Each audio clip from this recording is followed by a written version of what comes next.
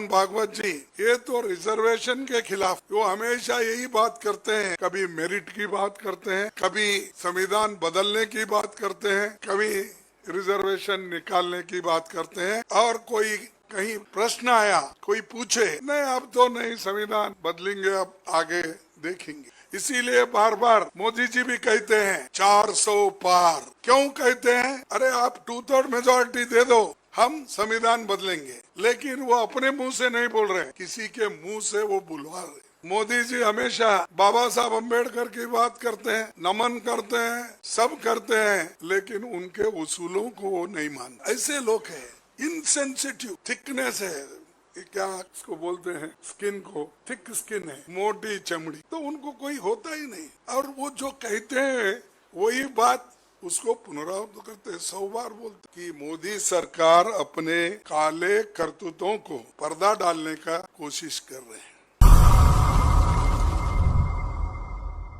मुझे बड़े दुख के साथ कहना पड़ता है कि इस देश में अभी संविधान को संपूर्णता बीजेपी के ओर से स्वीकार किया नहीं गया। और वो बार बार आरएसएस, बीजेपी एक तरफ, प्रधानमंत्री भी एक तरफ ये बात करते हैं कि संविधान कभी नहीं बदलेगा, दूसरी तरफ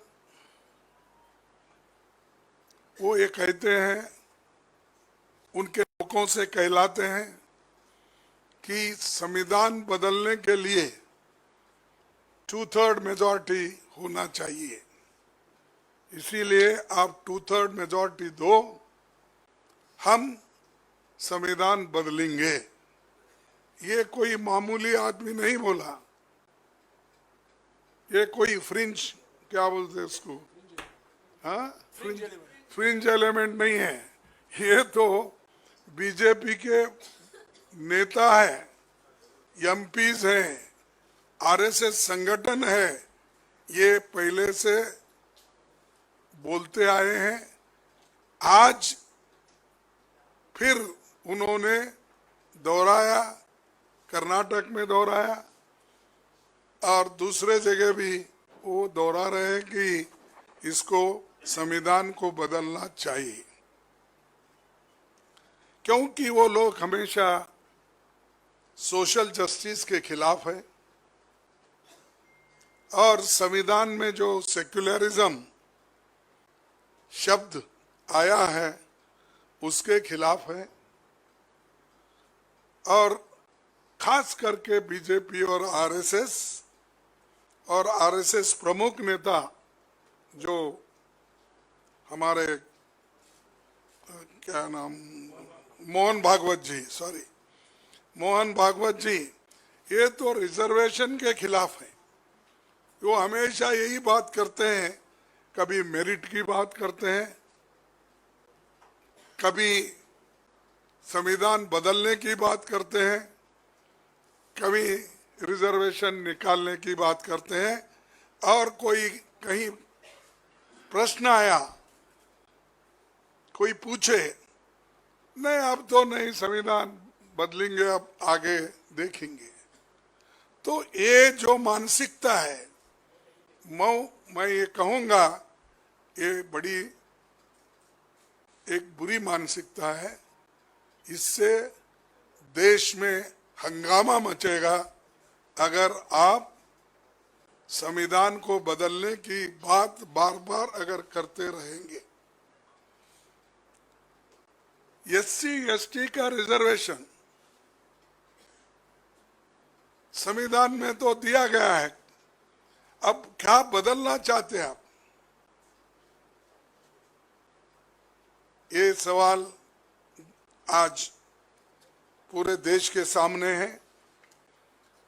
और हमेशा ये कहते हैं अभी भी कि क्योंकि 2/3 मेजॉरिटी होना अगर किसी के बीजेपी के एमपी और वर्करों से और आरएसएस के लोगों के मुंह से जब निकलता है 2/3 मेजॉरिटी का, यही उद्देश्य होता है कि संविधान बदलने के लिए। इसीलिए बार बार मोदी जी भी कहते हैं 400 पार। क्यों कहते हैं? अरे आप 2/3 मेजॉरिटी दे दो, हम संविधान बदलेंगे। लेकिन वो अपने मुंह से नहीं बोल रहे, किसी के मुंह से वो बोलने लगाए हैं। नहीं तो अगर मोदी जी के पास हिम्मत है, अरे ये तो रिजर्वेशन के खिलाफ है, सोशल जस्टिस के खिलाफ है, मेरा पार्टी का आदमी अगर कोई बोलेगा उसको पार्टी के बाहर निकालूंगा, अगर ये हिम्मत करे तभी लोगों को विश्वास होता है। एक तरफ तो तुम चुप बैठते हो, ये दूसरे तरफ संविधान की रक्षा हम करते हो ये कहते हैं, तो ये जो देश में चल रहा है और उसका मकसद भारी बहुमत लेने का, संविधान बदलने का ही उनका इरादा है। और दूसरी बात, संविधान बनाने में, देश को आजादी दिलाने में इनका कोई योगदान नहीं है। इन्होंने कभी कोशिश नहीं की। इन्होंने तिरंगा झंडा को भी अपोज किया। तिरंगा झंडे में जो अशोक चक्र है उसको अपोज किया। और वो आज भी अपना भगवा झंडा आरएसएस लगाते, राष्ट्रीय झंडे को उतना महत्व नहीं देते। और मोदी जी हमेशा बाबा साहब अम्बेडकर की बात करते हैं, नमन करते हैं, सब करते हैं, लेकिन उनके उसूलों को वो नहीं मानते। अगर उसूलों को मानते तो उसको जिन जिन लोग ये बात कह रहे हैं, जो लोग, उन लोगों को पार्टी से निकाले या उनके टिकट को बंद कर दे, या उनको बोल दो आइंदा अगर आपने ऐसा किया मैं आपको पार्टी के बाहर निकालूंगा, ये सहन नहीं करूंगा। ये खासकर गरीबों के लिए बना हुआ संविधान है। सोशल जस्टिस ये संविधान में है। और सोशल जस्टिस आप इसलिए नहीं चाहते कि मैं ये कहूंगा कि आप मनुवादी हैं। संविधान जो बना तब से लोगों को, गरीब लोगों को, चाहे वो किसी कम्युनिटी के हो, उनको जो आज़ादी मिली है, वोट की आज़ादी मिली है, महिलाओं को भी, नहीं तो किसी देश में महिलाओं को वोटिंग अधिकार इमीडिएटली मिला है। आप देखिए इतिहास निकाल के, अमेरिका हो, यूरोप हो, ऑस्ट्रेलिया हो, स्विट्जरलैंड हो, कहीं भी आप देखो, कहीं भी आज़ादी मिलने के बाद, इंडिपेंडेंट कंट्री होने के बाद किसी ने भी महिलाओं को वोटिंग का अधिकार नहीं दिया। ये एक ही संविधान है जो बाबा साहब अम्बेडकर ने, पंडित जवाहरलाल नेहरू जी ने और ये सभी लोगों ने मिलके जो तैयार किया, ये एक ही संविधान है। सभी महिलाओं को, गरीबों को, पिछड़े हुए लोगों को और जो वंचित लोग हैं उनको समान अडल्ट फ्रेंचाइज, सबको समान वोटिंग का अधिकार दिया। ये भी नहीं मानते और ऊपर से हमको पूछते तुमने क्या किया। ये सबसे बड़ा महत्व काम हमने किया और इसको निकालने की कोशिश आप कर रहे हैं। ये बड़ी, मैं तो कहूँगा मुझे तो शर्म आती है, लेकिन मुझे मालूम नहीं बीजेपी वाले या लोग संविधान को निकालने की बात करते, उनको आती या नहीं आती मुझे मालूम नहीं। कभी मौका मिले तो आप उनसे पूछ लेना चाहिए। तिरंगा का तो विरोध किया ही किया। आज भी वो हमारे साथ कांग्रेस पार्टी की आलोचना करते ही रहते, या तो कांग्रेस का, या तो हमारे नेताओं का, या हमारा, ये करते रहते हैं। करने दो, उनको आज़ादी है। हमने आज़ादी दी संविधान में, कोई भी बोल सकता है। हम तो ये आज़ादी दिए हैं, आपको भी आज़ादी मिली है, लिखने की आज़ादी, पढ़ने की आज़ादी, बोलने की आज़ादी आपको भी मिली है। अगर ये बंद कर लेना, अगर आपकी इच्छा है, आप भी चुप बैठिए। अगर आप भी नहीं चाहते कि freedom of speech, freedom of expression, तो ठीक है, ये सब चल रहा है। उसके बाद वो माइनॉरिटी को भी नहीं चाहते, और जो बाबा साहब खुद ही संविधान लिखने के बाद भी उन्होंने इसको जलाया, इनके लोगों ने, और ये नहीं चाहिए हमको, उन्होंने कहा। तो वो छोड़िए, उसके बाद में भी लंबा यशस्वी कानून, यशस्वी कॉन्स्टिट्यूशन, उसको भी आप 70 साल के बाद या 75 साल के बाद अभी भी परीक्षा करना चाहते हैं, तो ये बड़ा दुर्दैव है। और मैं कहूँगा कि ये गरीबों को हकूक छीनने के लिए ये सारी इनकी कोशिश हो रही है। दूसरी चीज, संविधान के तहत जो संस्थाएं हैं, ऑटोनमस बॉडीज है, उन ऑटोनमस बॉडीज को भी इन्होंने एक एक करके खत्म कर रहे हैं। चाहे सीएजी हो, और सीएजी में जो रिपोर्ट आते हैं उसको भी उन्होंने स्वीकार नहीं करते। हमने एक आंकड़ा निकाला है, सीएजी में स्टेट, बीजेपी रूल्ड स्टेट में कितना घपला होगा, सेंटर में कितना घपला होगा, ये सब हमने आंकड़े जमाए हैं। तो सीएजी के रिपोर्ट में ही निकलता है कि 8,50,000 करोड़ आज घोटाला है इसमें, लेकिन वो कभी मानने को तैयार नहीं। सीएजी रिपोर्ट और किसी की होती तो अब तक उसको उनका 12 बजाते थे। वो आपके पास क्या बोलते मालूम नहीं, 12 बजाना। तो ये ऐसे लोग हैं, इनसेंसिटिव,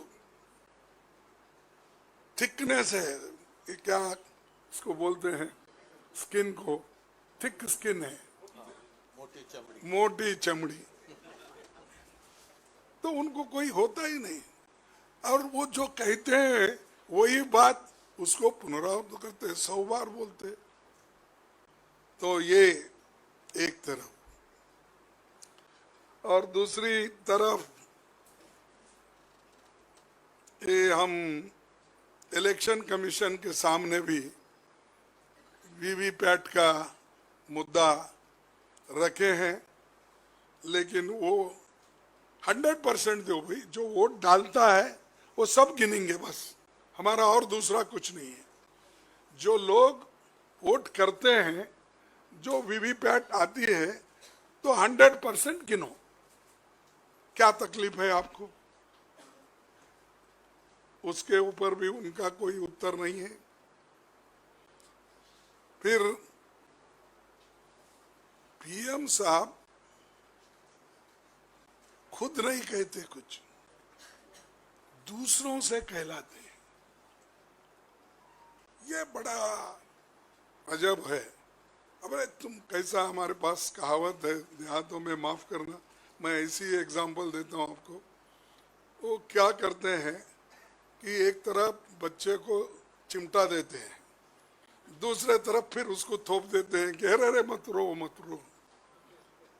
ये नीति है उनकी, इधर बोलने का, अरे तुम बोलते जाओ, मैं समझाते जाता हूं, यही कर रहे हैं वो। इसके बाद और एक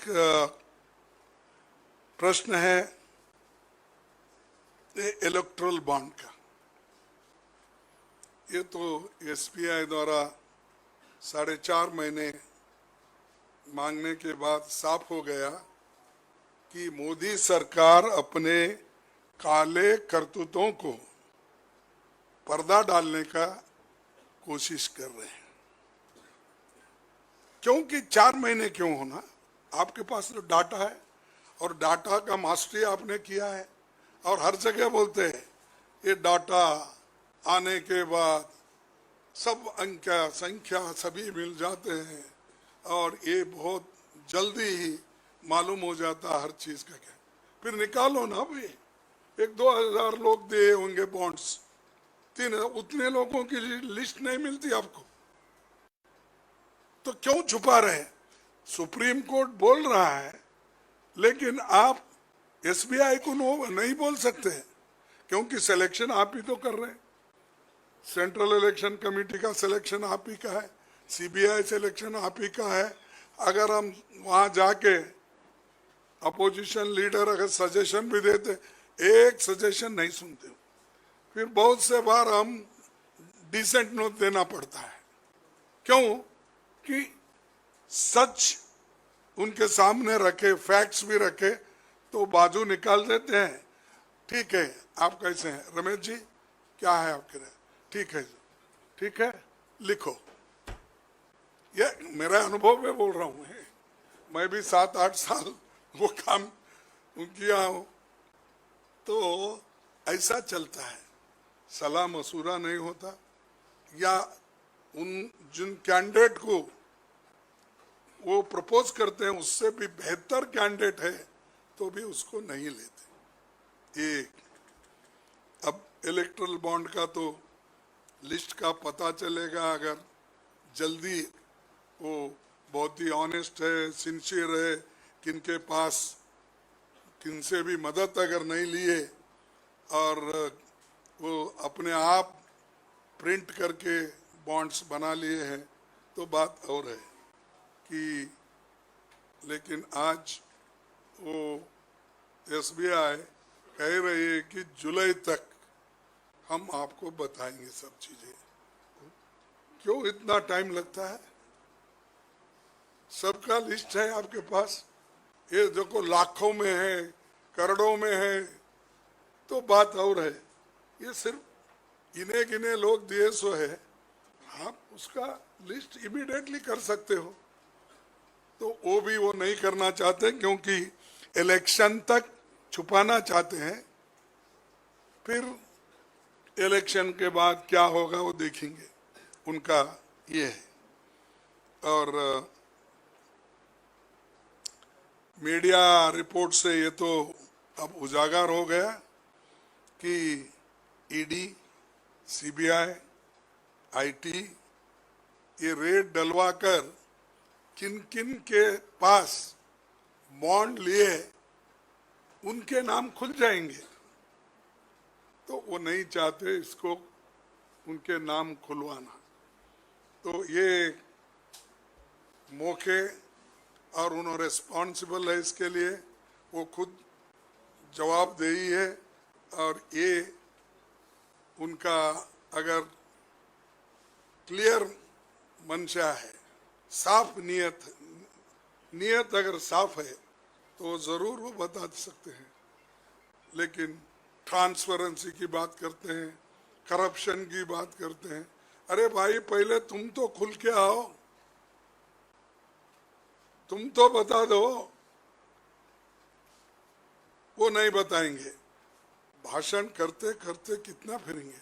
अब तो क्या है, हिंदी छोड़ दी है उन्होंने, तमिल, तेलुगु, कन्नड़ा, मराठी, गुजराती, आसामी, बंगाली, सब भाषा में भाषण कर रहे हैं। क्या लोग इतने बेवकूफ है, नहीं समझते?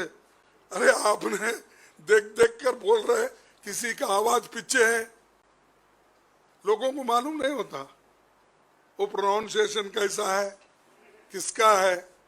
तो ये चीजें ऐसे, मैं मेरे 53 साल में बहुत से प्राइम मिनिस्टर के भाषण सुना, कोई पीछे बोल रहा है और इन्हों कन्नड़ा में इन्हों बोल रहे हैं, तमिल में बोल रहे हैं, तेलुगु में बोल रहे हैं, मलयाली में बोल रहे हैं, एक भी नहीं छोड़ रहे भाषा।